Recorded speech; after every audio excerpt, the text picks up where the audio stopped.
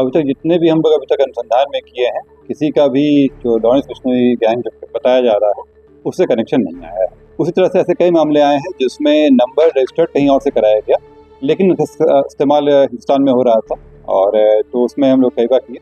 कई नंबर से अभी बंद भी हो गए हैं क्योंकि इस पर कार्रवाई की गई थी। जो तक अनुसंधान में आया था मैंने आपको बता दिया था कि जो दोनों ही केस में जो पकड़ाए थे उनका किसी भी गैंग के साथ कोई कनेक्शन नहीं पाया गया है।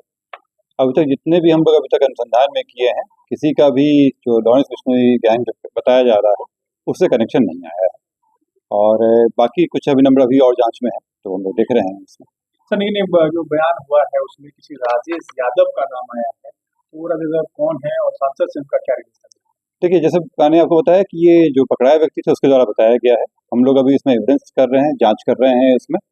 आगे जब एविडेंस आएगा उस हिसाब से कार्रवाई की जाएगी, आपको बताएंगे। सर राजेश यादव का नाम तो आ गया है सर बयान में, तो राजेश यादव का होगा ना सर, कहाँ का है क्या है?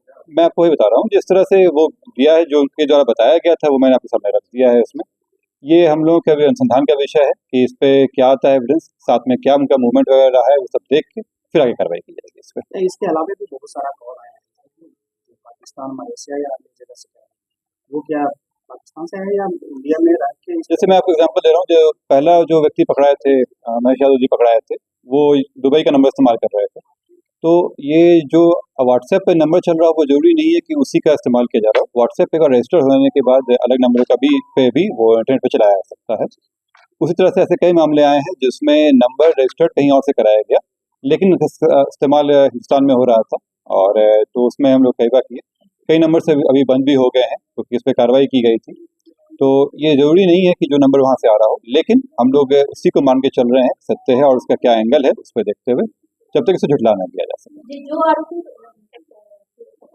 क्या उसके जो है कॉल को संभाला गया है, तो कॉल रिकॉर्ड में कुछ आया क्या, इसकी तरफ से किसने कॉल कराया था या फिर कोई अमाउंट जो गया है उसका क्या कोई डिटेल्स पता चला है? मैम, इतना स्पेसिफिक डिटेल्स देना उचित नहीं होगा इस समय, क्योंकि अनुसंधान बाधित हो जाएगा इसमें। लेकिन जो आप कह रही हो मैं समझ रहा हूँ, लेकिन उस पर हम काम कर रहे हैं। बेल मिल गया सर क्या राम बाबू?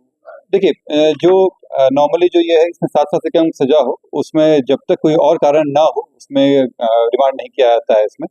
और इस मामले में भी कोई और नहीं बैठ रहा था, इसलिए उनको बेल दिया गया। ये जो बीएसएस का जो नया है उसका हमें बता दिया गया। अच्छा, रात में फिर धमकी की बात आ रही है, क्या जैसे मैंने आपको पहले भी कहा कि हम लोग अभी तक के जो अनुसंधान में आया है उसमें ये कहीं नहीं है कि अभी उनका लॉरेंस बिश्नोई ग्रुप से रहा हो, लेकिन भविष्य में क्या हो उसके बारे में हम लोग नहीं कह सकते हैं। हर एक थ्रेट को हम लोग मान के चलते हैं कि नया थ्रेट है, इसमें हो सकता है कि कोई संभावना रही हो जिसमें थ्रेट हो उनको, भले ही पहले के जितने भी आए हों उसमें अभी तक नहीं पुष्टि हुई हो, लेकिन हर एक थ्रेट को हम लोग सीरियसली लेते हैं।